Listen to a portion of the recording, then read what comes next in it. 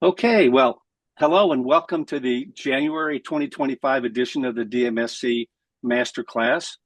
This monthly class is for current DMSC students and faculty, and frankly, anyone interested in the Doctor of Medical Science program at the Arizona School of Health Sciences, AT Still University. We have the unique opportunity to hear from inspiring masters in the PA profession and healthcare who have made a significant impact.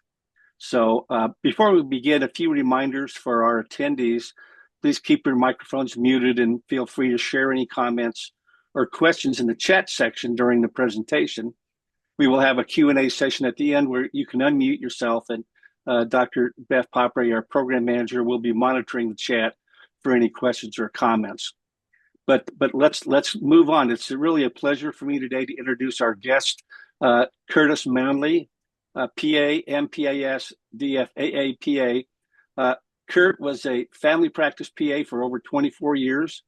He joined the United States Navy after graduating from Kingman High School in Kingman, Arizona. During his 26 years of active naval service, he served tours of duty on 6 different ships. He deployed many times to the Western Pacific, including Operation Desert Shield and Operation Desert Storm. And additionally, he served with SEAL teams in Operation supporting democracy in Haiti. Kurt received his Bachelor of Science from the University of Nebraska when he completed his PA training at the Inter-Service PA program in 2001. He received his master's degree in PA studies from the University of Nebraska in 2003. He has earned the designation of Distinguished Fellow of the American Academy of Physician Associates. He was selected as a Civilian PA of the Year by the Veterans Caucus of the AAPA in 2017. He was also awarded the PA Physician Partnership of the Year Award 2019 by the Arizona State Association of PAs. In 2020, he was awarded the Preceptor of the Year by the AAPA and the Physician Assistant Education Association. He has served on the board of directors of the Arizona State Association of PAs. He's a member of the board of directors for the Veterans Caucus of the AAPA. He's also a preceptor for PA students at Northern Arizona University PA program and has earned the designation of clinical preceptor by the AAPA. And Kurt recently retired from full-time practice. I'm sure we'll talk a little bit about that. But Kurt, welcome to our masterclass, and certainly thank you for your service. Thank you, Randy. It really, truly is a pleasure to be here. Well, let's jump right into it. Kurt, during your 26 years of active naval service, as we mentioned, you served on 6 different ships and worked with SEAL teams. Really, what was the most crucial leadership lessons you learned from operating in these high stakes environments? And then tell us a little bit about how you came to become a PA. Well, I think the key to in that environment where I was at, on the ships that I was on, I was what's called an independent duty corpsman. You at the time we went to school for a year, trained in how to go to ships that were without a medical officer, a doctor, or a PA at the time, or later on. And one of the things that I learned more than anything else, that teamwork is the absolute key to success and the most important. Now, although I was independent, I always had a junior corpsman. I had a junior corpsman that was there, that was assisting me. So learning teamwork was the key to success and making sure that everything was the way that it was supposed to be. Where I came, my transition from being a corpsman to going into PA school was I was young in the Navy, and I was lucky enough. I had a chief that taught me that to make the Navy work for me instead of against it. I had an illustrious first term, we'll just say. I did all the things that necessary to get promoted quickly through the Navy. To do to go to independent duty school, which was almost a guarantee to make chief, as long as you did what was supposed to be done. And being in a war zone during Operation Desert Shield, Desert Storm, it's kind of the baptism under fire. You just had to be in that position to know that what was there available to me if I needed it. I made chief or E7 right at the 12-year mark. And obviously, I knew at that point I was going to stay long enough in the Navy to make it a career. But then what was I going to do for the remaining time? Um, Early in Arizona, I was introduced to a guy by the name of Bill Perkins, who was the third PA in the state of Arizona. He was the provider in a little town that I was at the time. It's called Dolan Springs, and he showed me a lot. Took me under his wing. I got lucky enough to have some doctors take me, and I knew that PA school was a dream. After I made the decision to go towards PA school while I was in the Navy, right about that time, the Navy did away with the program. They put on a hiatus for a certain amount of time. So I said, okay, fine. So I'm going to just continue getting all of my prerequisite stuff out of the way. And so that's what I did. And then about that time, the program came back online, and I was lucky enough to get into the program when I did.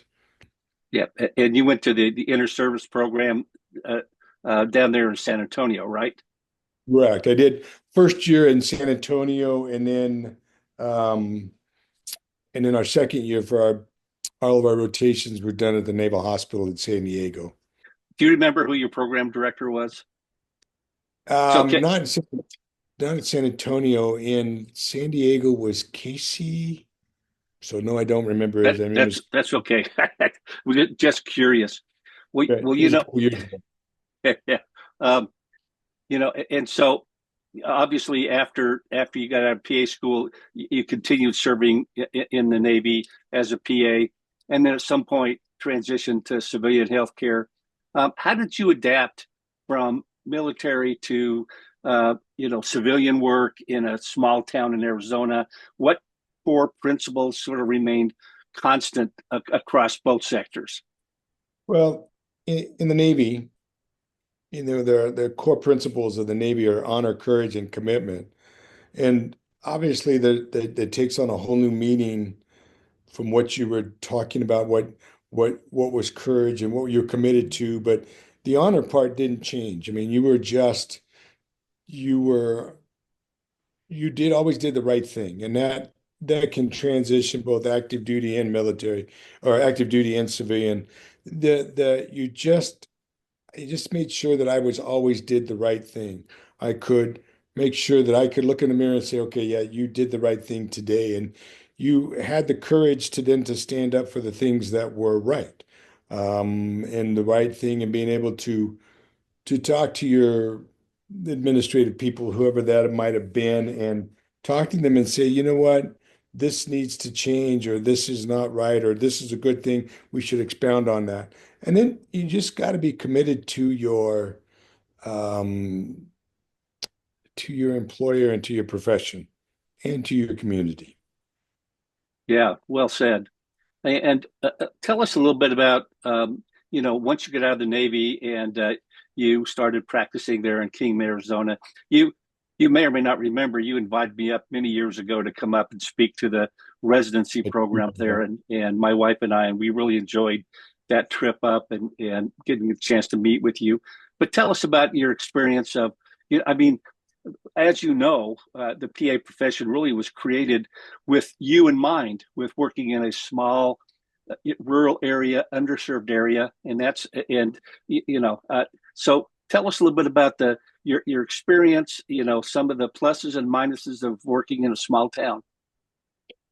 Well, when I started here in Kingman 15 years ago, there was three PAs at the time, and a couple of nurse practitioners that were here, and it was a new thing.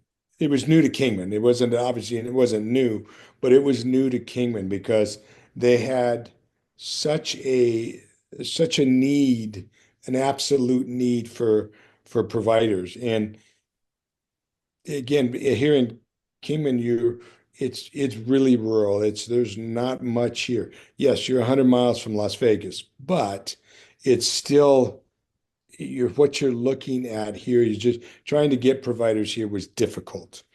And a lot of times they would come in. The residency program that you had were speaking at was was one of those that was they would get in here, they would do their residency, and a lot of times they would leave. And so getting providers to stay was very difficult.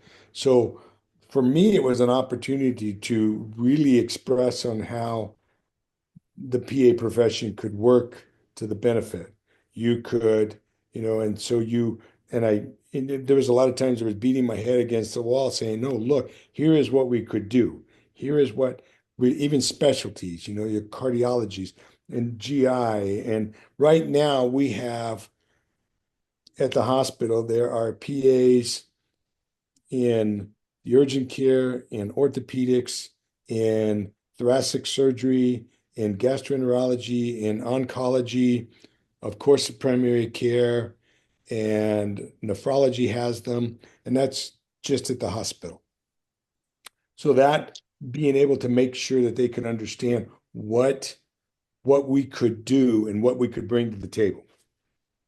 And why did you stay there? I mean, you said 100 miles from Vegas. You could certainly have a better lifestyle in Vegas, or what 2.5 hours from Phoenix. Right. What kept you in Kingman? To be really honest, there were two things. One, I grew up here. My wife is from here. Our kids were here, and the grandkids were here. So, and I could see the good that I was doing. There was a need, and I was providing a service. I've worked family practice pretty much my whole career, and that was not the direction I thought. I thought I was going to be an ortho PA. But in the Navy, you worked the family practice clinic until it was your turn to go on deployment. When you came back from deployment, you went back to family practice because that's where it was easy to keep you until it was your turn to go on deployment again. And then as I was getting ready to retire from active duty, I had an invitation to apply for an ortho job, excuse me, with one of the guys that had operated on me, and through an administrative glitch, I didn't get it. And then when I was working here, the opportunity to expand into ortho was there, and it didn't go that direction. So I'm a spiritual enough kind of guy to realize that 3 times I tried to get into ortho, and for 3 different reasons they said no. So family practice was then I began to realize what a service it was needed and and that became my calling. And so I knew that my leaving family practice would be bad for the community. It would hurt the community. And so there was that I wanted to go, I wanted to do something good. And that was where I was at. And I was having a lot of fun with it. And I was teaching, which is what I really wanted to do. Yeah. So Well, I remember working in a small town in Utah, um, Kearns, Utah, and you couldn't go anywhere in town without running into a patient. Going to the drugstore or the grocery store, and you'd run into a patient. And I'm I sure you've experienced that. all the time. A day does not go by that I don't walk into the store and they go, "Oh my God, I can't believe you retired," or any number of other things that, makes my heart that I knew that I did the right thing for staying. Yeah, I think I remember a story that you told me back when you were trying to decide what to do in Kingman. There was a physician there that sort of took you under his wing and sort of gave you some advice. Am I remembering that story correctly? Well, we kind of was a dual-edged sword. Justin Garrison was a family practice resident. He was actually at that lecture that you gave. Um, and he he was that he had come to Kingman because he had done all of his research trying to figure out where he wanted to raise his family. He was from Phoenix, and we met each other during his first year, and we just kind of molded together, and just we had a great team together. And then life happens, and then he didn't stay in Kingman. He moved on and he's in Tennessee now. But it was a good team of how to make that. And he was the one that we got the award Physician and PA Teamwork Award, and he was the one that did that. And it was one of those things that one of the proudest moments of being able to do that together. And I use him as an example on the relationship between the PA and their supervising physician all the time. Yeah, we talked a little bit during the introduction about you receiving the distinction of being a distinguished fellow of the AAPA, which, sort of attests to your leadership skills. So talk a little bit about, not only being a clinician, but being a leader in the community. What separates exceptional healthcare leaders from merely competent ones? I think that and leadership is different for everybody. And and I always used to say when I was in the Navy, and I used it, leadership 101 is find out what their wants, needs, and desires are and take them or give them away or give them back, whichever one works the best as that tool goes. And I use that same concept both on and when I was on active duty and when I was in, you have to know your people. You have to, you kind of worship two gods. You have that this end of the chain of command of the people that work for you, and then the other side of the coin is the people that you work for.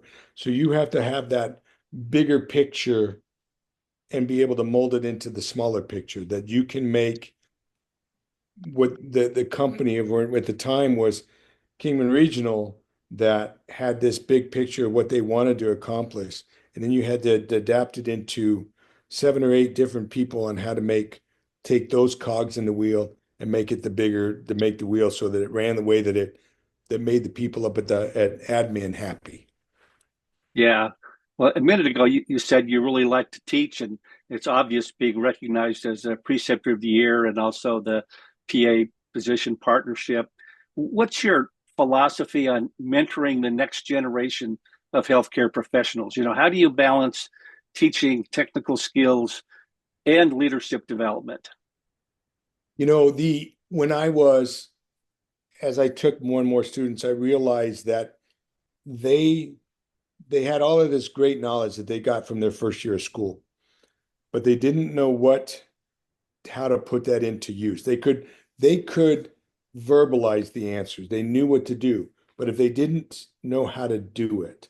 So I used to do all of that. I train it as the philosophy was I was training my replacement.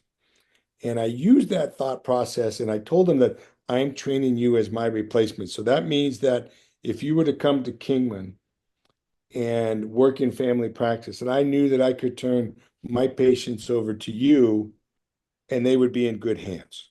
And that thought process was the same thing that I used when I was in the Navy. I would train my replacement so that, because everybody's replaceable, even me, but everybody's replaceable.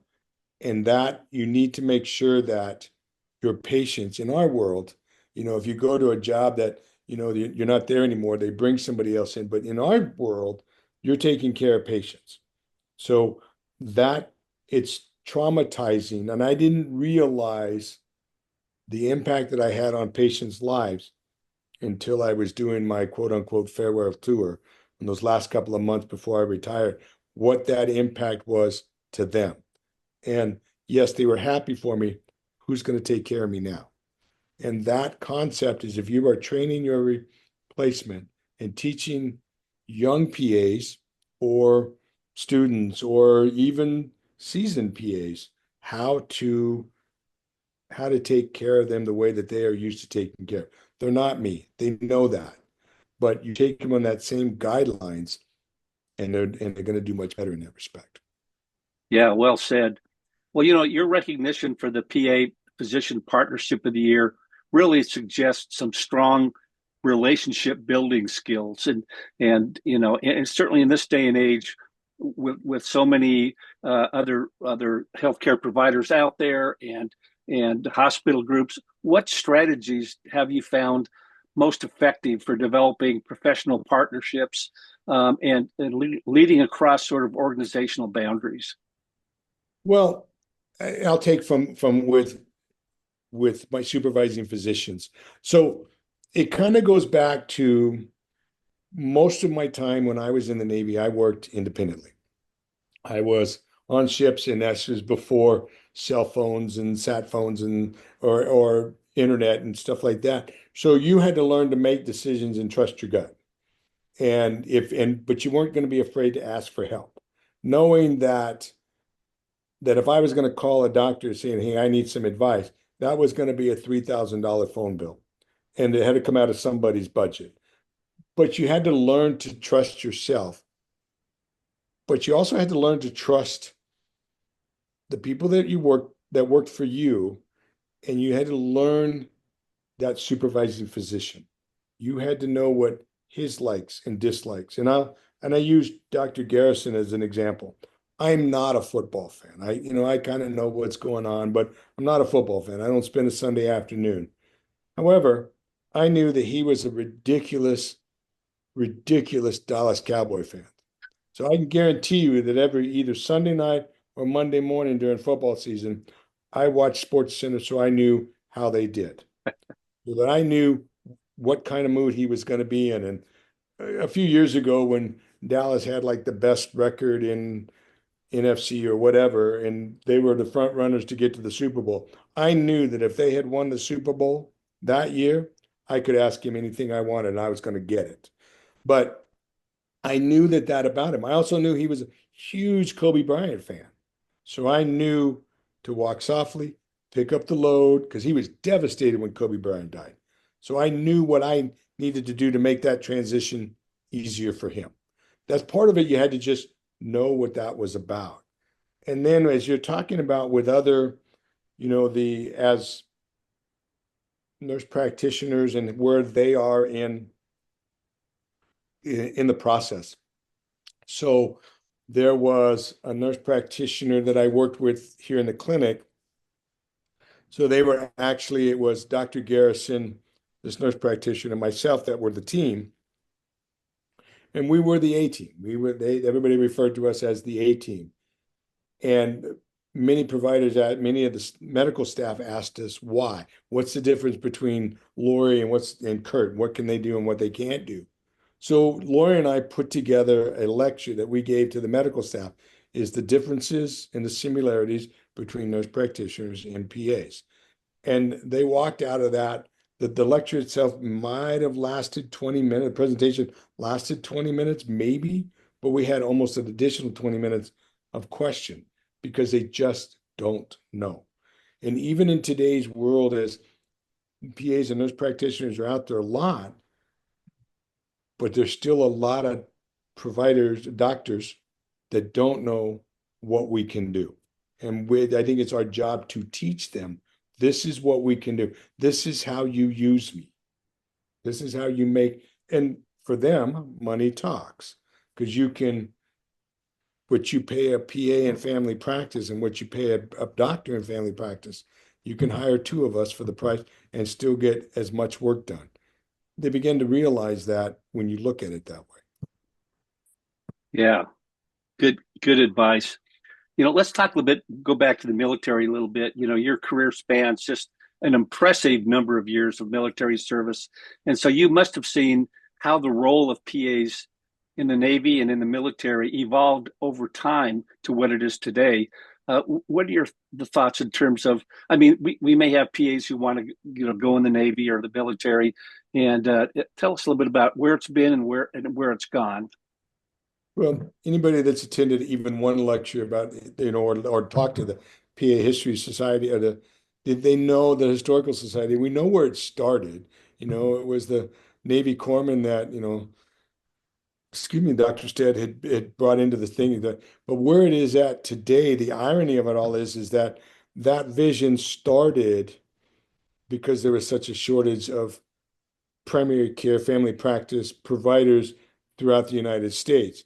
And now that it has evolved to the point, and I'm actually a rarity when you look at the numbers of providers that have been in family practice my entire career, and how they go into that, the specialties, the cardiology, the orthopedics, the emergency room. Those are the glamorous position. Family practice is not glamorous. Primary care is just not. but I can't imagine more of a rewarding job that I can do right now. There, to me, that is, but that's me, but the where it has changed and how they're being utilized, I mean, the providers that the PAs that are, higher ranked. If you made commander when I was in the Navy, if you made commander, you were something. That was an '05. And now just recently the Army selected its first brigadier general last year. Had the pleasure of meeting him at the conference last year. He was at the Veterans Caucus at the memorial service. I got a chance to meet him. But the public health service has had admirals, had an admiral that worked its way up through there, and so that utilizing both as for me from a naval officer standpoint and making commander captain '06 and now making admiral, they're out there. It's going to happen. And when I retired from active duty 20 years ago, not something that could even say. We used to joke about, I'll be the first, PA admiral. That was the big joke in our class. But, the highest that anybody in my class got to was lieutenant commander or '04. Not because they weren't qualified, but it wasn't there. Yeah, yeah. It certainly has gotten better for sure. Well, let's jump into some professional practice questions. The as you know, AAPA a few years ago approved our professional title to be physician associate, and as you may know, the Oregon Association of PAs just changed their title to physician associate. A number of specialty organizations have done the same, and some PA programs are changing their degrees to physician associate. What are Right. your thoughts about this? Well, I think that, and I was always a proponent of it because the assistant, you get the confusion of what a physician assistant is. Or you're a medical assistant. No, no. Then that leads to a whole lot of confusion. I think that the physician associate leads a better term as to what that means. But I still think that there's much to be done in letting your community know what that means. And it's a constant, not as much here in Kingman anymore because we've done such a good job of letting them know what we do. There was some confusion as to what the assistant associate, does that change? Doesn't change my job at all. It changes what we are called and what the community sees us at, that us the association with a provider. And I think that helps a ton. Um, and I think that at the beginning, I think that the AAPA did a good job of putting the information together. Um, I think that we need, as practicing practitioners, we need to make sure that the community knows what that means. And many of the PAs here in town have not adopted it. I'm a PA. Okay. And most people now know what that means. And I don't, my ego's not that big, but people know what a PA is in Kingman because of me. And I worked hard at that. And I gave lots and lots and lots of presentations to like Rotary, Seroptimus, during I don't think a year went by that I didn't present to somebody during PA week.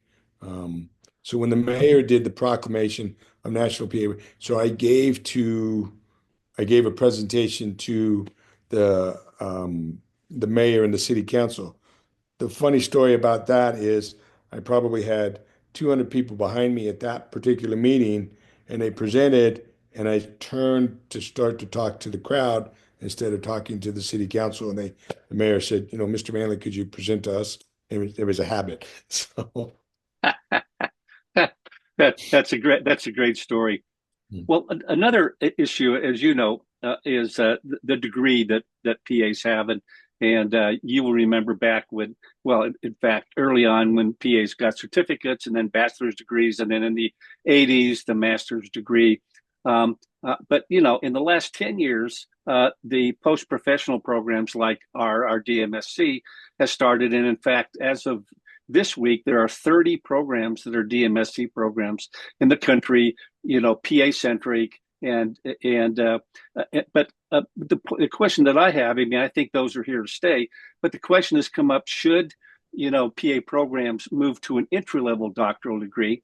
The PAEA voted to keep it at a master's degree as the entry level. So, what are your thoughts about the entry level doctorate? I'm kind of old school. I think that if you are going to achieve a doctorate level, let me back up just a minute. So my program, when I got out of my program, it was a bachelor's program. But I knew, and I was blessed, the Navy paid for that. And when I knew that I wanted to teach, no matter where I was going to be at, I knew that I wanted to teach. To teach, I needed to get a master's. So I had to go back to school to get that master's. I mean, I had to work extra hard. I had to work extra to get what I wanted. So I got the master's. And now that the program, and when I started working exclusively with NAU and their students, and then, I talked with AT Stills and also Midwestern here to take their student. The very first question they all asked me was, "Do you have a master's?" They didn't care what in. They all I cared is that I had one, which was great. And to be honest, if the doctorate programs that are here now were there 20 years ago when I was in the Navy would have paid for that too. But I think that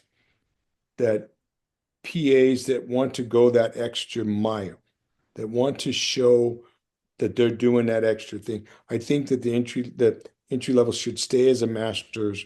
And I mean, again, it's still you got to work really hard to get into the program, whatever program you go to. So I think that somebody that wants to work in that direction of where they want to go, I think they should do put that extra time, that effort, whatever, however that works to get to that point to work for that. I don't think that because they went to this particular program that was a doctorate level, yes, they have to work extra hard to get it. I'm not saying it as way as I wanted, the way I'm thinking. I think that they need to get to become a doctorate, you need to give that extra mile and not be part of the program. You have to work extra for that. Yeah, I got you. Well, you know, the next question is really looking at your longtime experience as a clinician and educator.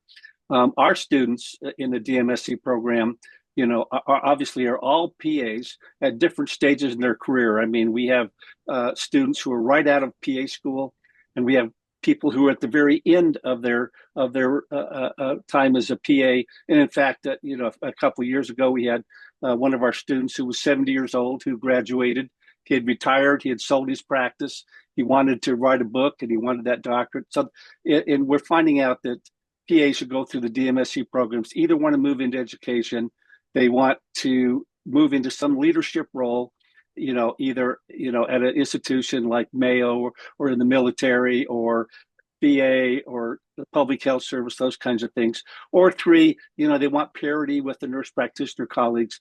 So my question to you is, with your experience of a lifetime, what advice would you give our students as they graduate? They've already been at PA, they're going to graduate with this new degree, about the future of the PA profession. What would be your advice? Don't forget where you came from. You, when you're always talking about, and I can relate it to from a standpoint of from when I crossed over from an enlisted person to an officer. One of the things, and you hear it forever, is never forgetting where you came from. And it's a kind of goes the same thing here. You're going to go into a leadership position. Having that doctorate behind your name gives you some credibility on the basis of before they even met you.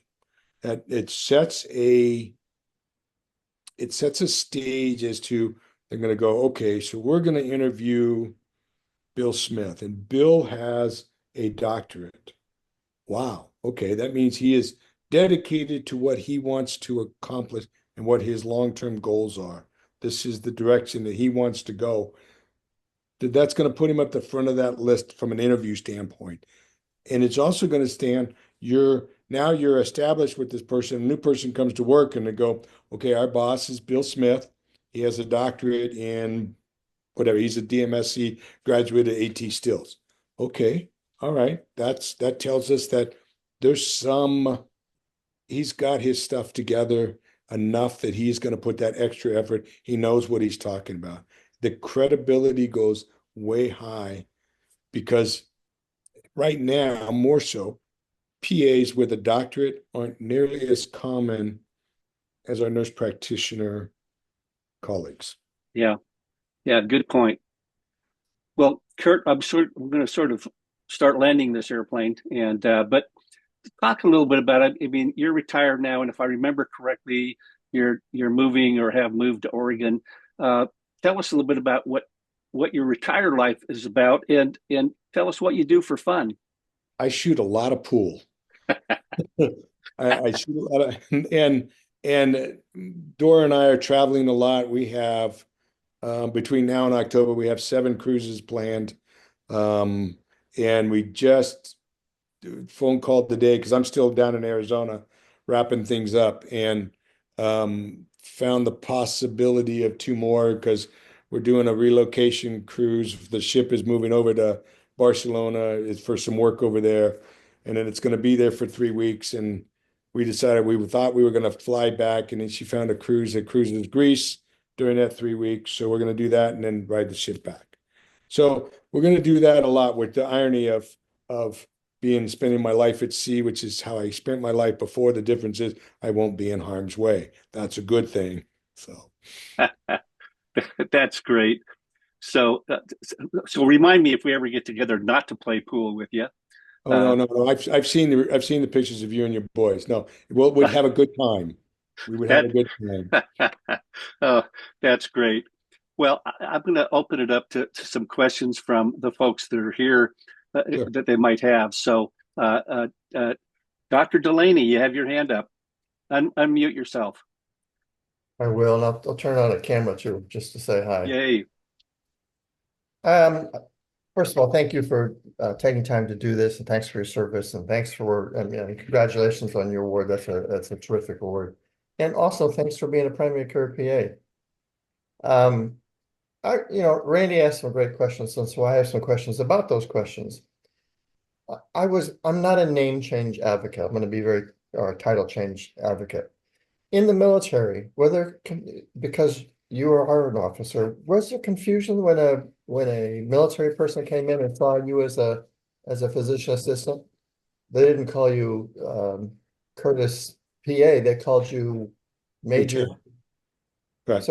So what, no one ever addressed you by the first name of Curtis, right? That's correct. So one of my arguments, and one of the things that I did that you sort of described you did, is train people to take over for you, to take your role. And my rule when I was a preceptor was you dress like me, which meant you wear a tie, and I worked in orthopedics. When I was in NAC room, I wore a tie, I wore a white coat, and I expected my students to do the same. Because Correct. if you look like a nurse and you look like an MA and you introduce yourself like an MA, I think you're confused. And I was always referred to as Mr. Yep. Even physicians refer to me that way, nursing, etc. And so I tried to pass that on because I felt that confusion is if you lower ourselves to a different level, then we're going to be thought of by patients at a different level. So that was one of my sort of things. And I think I kind of figured that in the military there wasn't much confusion about your title and what you did. No, not at all. Not at all. And And the my other sort was of thing based on is, what I wore on my collar. and the other sort of thing is you use the term independent a number of times. And so the autonomy of a military PA is totally different from that of a civilian PA. Yes, but I was able to take the confidence that I learned to do that to make it work so that because for most of my career, with the exception of 2 years that I was in the same building with Dr. Garrison, my supervising physician was never with me. He was either across town or at another base, or in this case, in another state. I only meant that because, one of the things I get from students all the time and from or people call up and say, should I join the military? And my answer to them always is yes. I mean, if you think that you're not treated fairly in the civilian world, wait till you go to the military world. It's a whole different sort of thing. And if you want autonomy, you're going to get autonomy. Or I just think, I personally, I think military PAs are some of the best PAs, and truly believe that. Thank you. I don't want to take all the questions. I have more, but if Melinda has some, I don't want to interfere with her. You're getting put on the spot there, Melinda. Yeah. Yeah, no, I don't have any ones. We're getting ready to watch the ball game, the championship game, and been writing lectures all day. We're all snowed in here in Texas without any snow. But everything's closed tomorrow. Wow. Shut down Texas. Yeah, Yep. yeah. The power stays on. We don't know how to act and if it gets below 30. But Curtis, it's been really great listening to your stories. My program director is a Navy PA, and so I get to hear the Navy stories all the time, which are entertaining. But it's was good, and thank you for the things that you've done for our profession and for your community. That's awesome. Can I ask who's your program director? Lance Bean. No, I didn't. I Yeah, figured it's a small enough he was world, but in it's San Antonio. He was in Okay. San Antonio okay. for the last 2 years teaching. Okay. Yeah, so, but it's great to hear your stories. Thank you so much. Thank you. I appreciate that. Beth, any questions from you?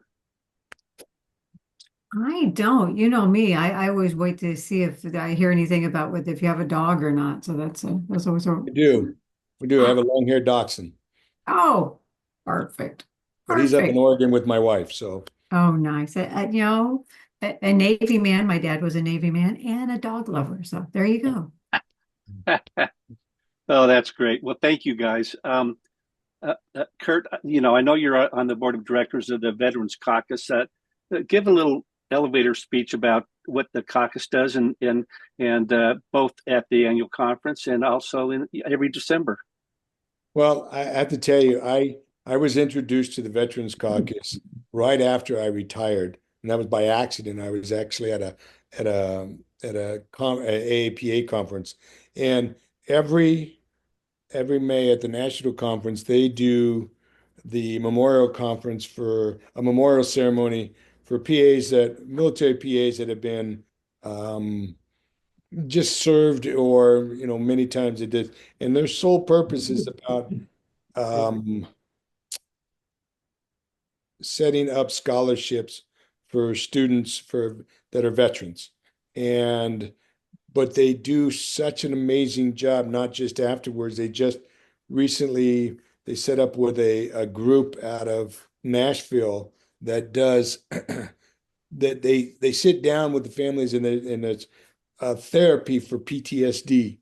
And they sit down, and these are guys that have written songs for Garth Brooks, George Strait, all the big names in Nashville. And they sit down and they write a song. They tell the veteran will tell the story. And they'll tell them the story, and they'll talk, and the wives and the family members will talk to them, and they'll tell them the story about what they went through, their buddy Bill, their buddy Jim, and what that meant, and what, one that they did at this last ceremony was about a guy that had such tremendous PTSD because he was there when his buddy Jim was killed in action, and they wrote that song, and what that song did for that veteran, and that story that told. And I guarantee you, in that little room that ceremony was at, and when they performed that song, nobody knew Jim, because that veteran that the song was about wasn't there. But nobody knew Jim. But I guarantee you, there was not a dry eye in the place. Not. Because it was so. And then they told the story about how the veteran that song was written for, how he's doing now. Long-term therapy. But that song was the catalyst to getting him feeling better. So they do a lot of good for students before, and they do, I believe it's 6 scholarships now. And then we do, of course, there's a board meeting, and then in December they do their annual conference, which is called Topics in the Tropics, which is just fun because it's, I don't know where you're at, it's cold in December, most places. And the conferences are always, so this last year, we were in Curacao. Next year, the conference is in Costa Rica. And I believe the following year it's in Panama, but don't quote me on that. But it's 20 hours of CME. You're in class in the morning, do a lot of team building, a lot of social activities, and getting to know. This invitation from Randy came on an evening. We were sitting on a sunset cruise that the Veterans Caucus Board had put together. So it was me and Randy and my wife were sitting there, and we were just talking about different things, and he came up with this invitation that we came to. So just a good group, and I'll tell you the story. We were sitting at dinner, and they told the story about how the first scholarship and fundraising event started out at a social event dinner for a bunch of veterans. And there was a guy there by the name of Mike Milner and Admiral Mortsugu. Mortsugu. I knew I had it backwards. They were there and they were talking about, and one of them came up and said, "We're going to pass the hat, and whatever we get, we'll match." So the hat was passed, and they raised $3,000 plus the match, or with the match it was like $3,000. So that came around, and so they pulled up one of the bags, and we passed the hat that night at dinner, and there was probably 150 people in that room, and we raised almost $6,000 just by passing the hat.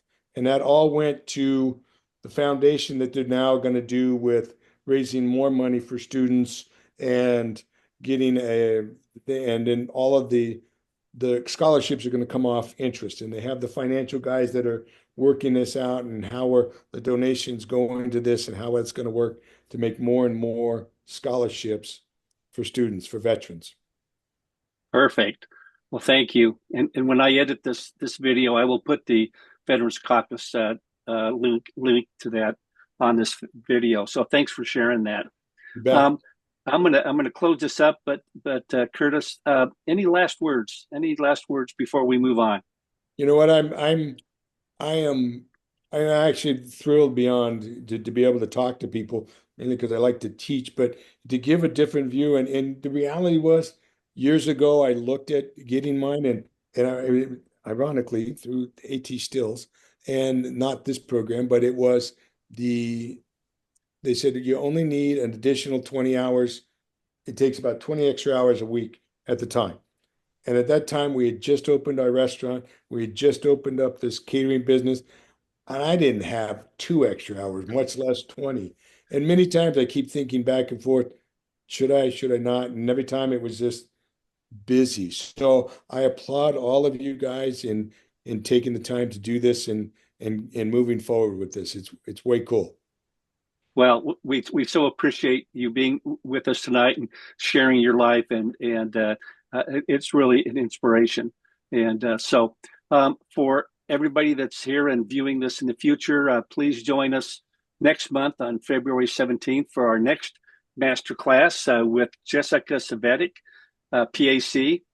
Jessica is the founder of Citrus Aesthetics Med Spa and is the visionary behind Citrus Franchising, which are solo practices, med spa, focused on genuine and ethical aesthetic medicine with natural results.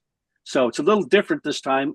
And by the way, Jessica is a graduate of our AT Still University master's degree program entry level. So we hope that you'll join us next month. Thank you for joining us today. The best to all of you. And now go watch the college football game. Thanks, Kurtis. Okay, Randy, it's good to see you again. Thank you. Thank you. You're welcome.